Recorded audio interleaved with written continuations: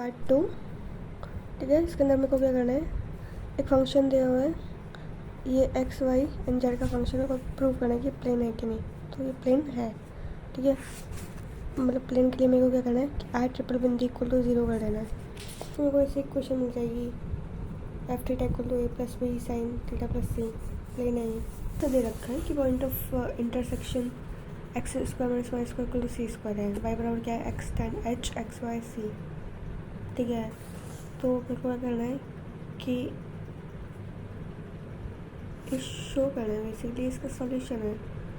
दो कर्व दे रखे हैं, एक जैसे थोड़ा हाइपरबोला टाइप का है, कैटेगरी टाइप का नहीं दे रखा है, कैटेगरी टाइप का कर्व दे रखा है। तो यहाँ पे radius of curvature at tangent equal to minus radius of curvature at torsion, दोनों माइनस अपोजिट है, equal to get 2x square upon C है। सिलेंड्रिकल हेलिक्स पर सिलेंड्रिकल हेलिक्स है कि एक सिलेंडर को अगर ये जनरेटर है, 3 जनरेटर हो गई, अब इनके माउथ काट देते हैं और तीनों का एंगल अल्फा बन रहा है। ठीक है, तो ये क्या बन जाएगा, सिलेंड्रिकल हेलिक्स। ठीक है, एक्सिस ऑफ हेलिक्स क्या होता है कि tangent of cylindrical helix makes constant angle with a fixed line. एक फिक्स लाइन से जो अल्फा एंगल बना रहे हैं वो सिलेंडर एक्सिस ऑफ हेलिक्स बन जाएगा। ठीक है, बहुत सारी हेलिक्स होती है, लेकिन जहाँ पे भी हम हेलिक्स यूज़ कर रहे हैं उसका डायरेक्ट मतलब ये सिलेंड्रिकल हेलिक्स। ये DSSB में भी पूछा है PGT के अंदर कि necessary and sufficient condition for a curve to be helix is that its curvature and torsion are in a constant ratio. जहाँ पे कर्वेचर दे रखा हो मतलब वहाँ पे टेंजेंट है, चेंज इन टेंजेंट। ओके, सो अगर कापा और टॉर्शन दोनों का रेशियो कांस्टेंट आ जाता है तो इसका मतलब क्या है, वो हेलिक्स है। ठीक है, टॉर्शन क्या होता है, बाइनॉर्मल, याद दिला देती हूँ। Kappa is for curvature, curvature of tangent. Curvature यहाँ पे के है एंड टॉर्शन क्या है, टॉक, हेलिक्स है सी का। ठीक है, are in a constant ratio to the curvature K1 of the plane C1, यहाँ पे ये है। They are connected in relation, के बराबर क्या है, K1 साइन स्क्वायर अल्फ़ा, और जो टॉर्शन बनेगा वो क्या बनेगा मेरा, K1 sign alpha cos alpha. ये रिलेशन याद रख लो भाई। जो कापा है वो K1 साइन स्क्वायर अल्फ़ा बनता है, और तो T बनेगा K1 sign alpha cos alpha. देख लो, एक राइट हेलिक्स है, ऑफ रेडियस A है, स्लोप क्या है, अल्फ़ा है, 4 पॉइंट कॉन्टैक्ट है। 4 पॉइंट कॉन्टैक्ट का मतलब है इसका fourth derivative not equal to 0, उससे पहले कि 3 सारे 0 हो रहे हैं। ठीक है, so curve at those point where its curvature torsion 1/ρ1 ये दे रखा है। तो मुझे इस अल्फ़ा की वैल्यू निकालते हो, अल्फ़ा की वैल्यू डायरेक्ट निकाल सकते हो तुम, कोई बड़ी बात नहीं है। देखो नीचे तो क्या करना, दोनों कर्वेचर्स का स्क्वायर कर देना है ना, तो रो का स्क्वायर और सिग्मा का स्क्वायर, और ऊपर दोनों का प्रोडक्ट कर देना एक बार, रो और सिग्मा का प्रोडक्ट। पर जो सिग्मा है नल है, नल थोड़ा ज़्यादा खुला रहता है इसका मतलब, इसलिए इस पर ज़्यादा स्क्वायर लगाना पड़ेगा। ठीक है, ओके। तुम याद कर लो tan अल्फ़ा बराबर होता क्या है, tan अल्फ़ा बराबर पहले रो आता है फिर नल आता है। ठीक है, पहले कर्वेचर आता है फिर टॉर्शन वाला आएगा। वैसे कह सकते हो टॉर्शन वाली कर्वेचर इक्वल टू, सॉरी, पहले कर्वेचर आएगी नॉर्म टेंजेंट वाली, फिर आएगी टॉर्शन वाली जो कर्वेचर है, वो मल्टीप्लाई होती है इससे tan अल्फ़ा से। भाई ये फाइंड कर्वेचर निकालनी मेरे को, इसकी a cos थीटा है, y a sin थीटा है, a बराबर a थीटा कॉट अल्फ़ा है। ओके राइट, तो इसकी कर्वेचर कैसे निकलेगी, वही पा बराबर तो हो जाएगा sine square alpha y alpha. ये कप्पा की वैल्यू आ गई, और ये मेरी टॉर्शन की वैल्यू आएगी sine alpha cos alpha upon alpha. ठीक है, ये रखा है एक कर्व प्लेन है या नहीं है, a cos t a sine theta, ये कर्व प्लेन नहीं है। ये कर्व पहले वाले में क्वाड अल्फ़ा था, ठीक है, इस वाले में क्वाड अल्फ़ा नहीं है, देखो सी टी डायरेक्ट। तो ऐसे क्वेश्चन में जो कप्पा बनेगा वो मेरा क्या बनेगा, ए अपॉन ए स्क्वायर प्लस सी स्क्वायर, और टॉर्शन क्या बनेगा, सी। कप्पा ए से रिलेटेड है, टॉर्शन सी से रिलेटेड है, नीचे ए स्क्वायर प्लस सी स्क्वायर है। ठीक है, और डिपेंड कर्व नहीं है। चलो नया बखेड़ा क्या है, oscillating circle and circle of curvature दोनों एक ही चीज़ होती हैं। अब osculating circle at a point P on a curve is the circle which has 3-point contact. 3-point contact मतलब f triple dash not equal to 0, उससे पहले के सारे 0 हो जाएंगे. Since the osculating plane at P also has a 3-point contact at P with curve, so it follows that the osculating circle lies in the osculating plane. इसका मतलब ये है कि ऑस्कुलेटिंग सर्कल है वो ऑस्कुलेटिंग प्लेन में ही लाई कर रहा है एट पी पे, और इट्स सेंटर सी डिस्टेंस पे है. तो कुछ नहीं हो रहा, सीधा सीधा पागल बनाया जा रहा है. इसमें यह है कि सेंटर से उस position distance r c minus r, ठीक है, रेडियस को रिप्रेजेंट कर रहा है. और रो मतलब उसकी कर्वेचर जो रेडियस है पूरी जितनी भी बन रही है इनटू एन, ठीक है. और रो मतलब टेंजेंट है, यहाँ पे टेंजेंट को रिप्रेजेंट कर रहा है. रेडियस ऑफ कर्वेचर को एन से मल्टीप्लाई कर दिया, ठीक है. That can also return as c minus r. Dot करवाया किससे, नॉर्मल से. 1 kappa is rho, so that it becomes c minus r equals to rho radius of curvature into normal, ठीक है.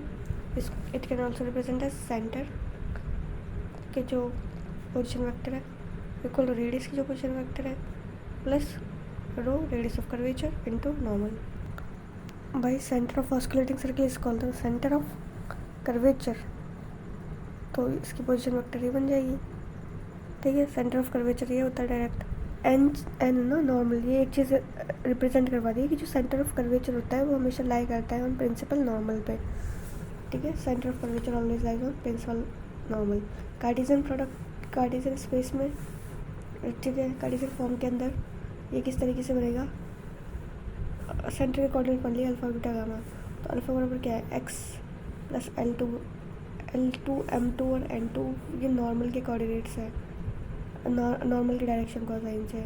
इनको रो से मल्टीप्लाई कर दिया और ये एक्स वाई जेड आर के कोऑर्डिनेट्स होंगे, तो ये सेंटर ऑफ कर्वेचर को रिप्रेजेंट करते हैं ना कार्टेशियन फॉर्म. भाई देखो एक ये इंपॉर्टेंट चीज़ है कि tangent of the locus of centre of curvature lie in the normal plane of the original curve and is inclined at n to n. Angle क्या है, tan inverse equal to rho into टॉक divided by rho derivative. देखो if the curvature के kappa of a curve C is constant, then the curvature K1 of the curve C1 is also constant and its torsion varies inversely as a t. मतलब torsion जितना हो रहा है उसका inversely very करेगा torsion T1. Okay. तीसरी property ये है कि जो प्रिंसिपल नॉर्मल है किसी भी कर्व का वो नॉर्मल है किसके, locus of the centre of curvature, those point where the curvature is stationary. Okay, क्या कर्वेचर स्टेशनरी है वहाँ पे जो प्रिंसिपल नॉर्मल है वो उन सबका लोकस होगा. ऑस्कुलेटिंग सर्कल पढ़ा था मैंने 3-point कॉन्टैक्ट है, जबकि ऑस्कुलेटिंग स्फीयर क्या है 4-point contact. Fourth derivative not equal to 0, ठीक है.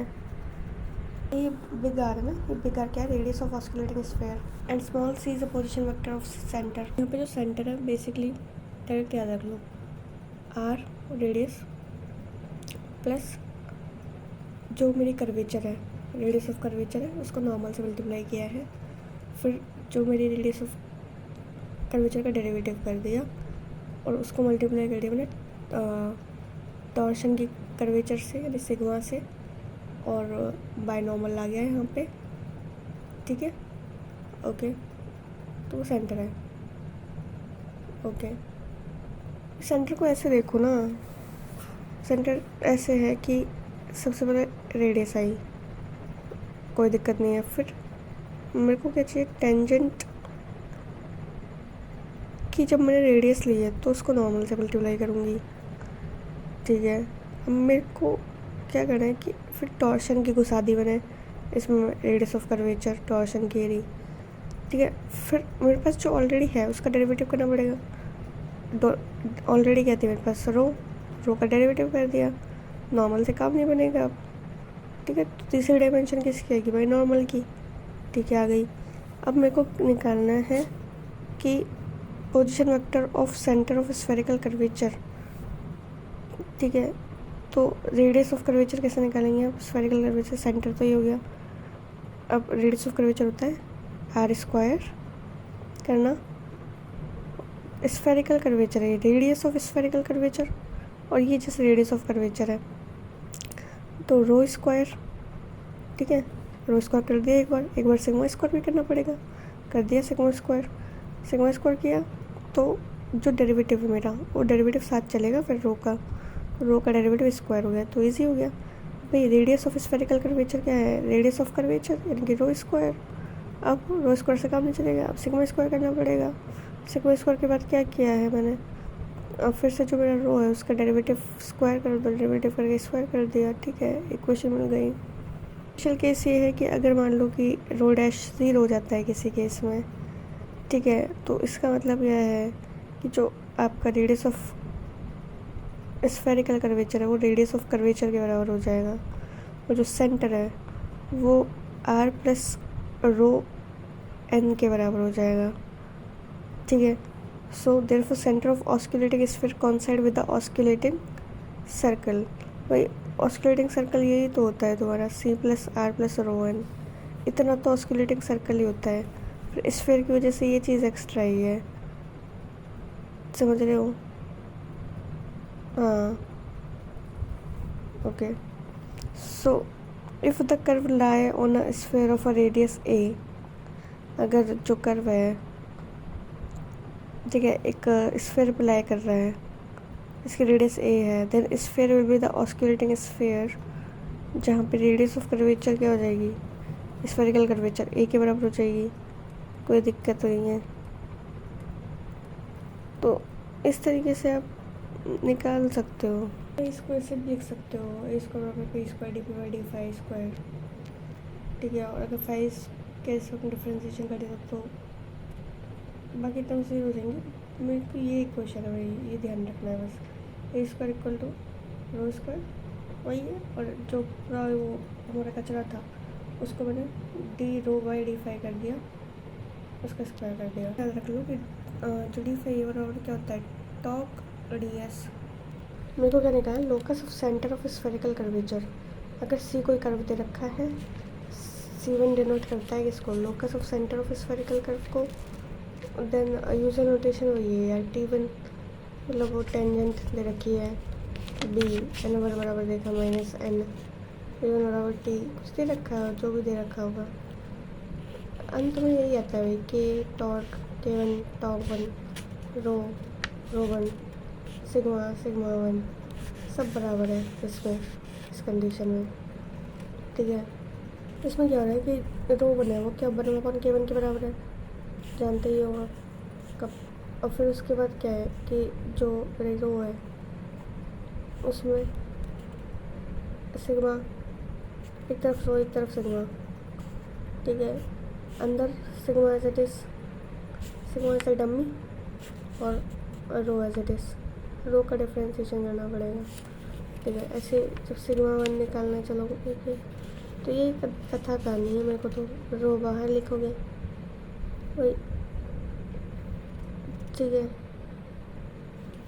और फिर ये टर्म तो एज इट इज़ आ जाएगी, इसमें तो कोई बात नहीं है। मेन मुद्दा है यहाँ σ1 बराबर टॉर्क है, यानी कि ρ² बाय सिग्मा। ओके।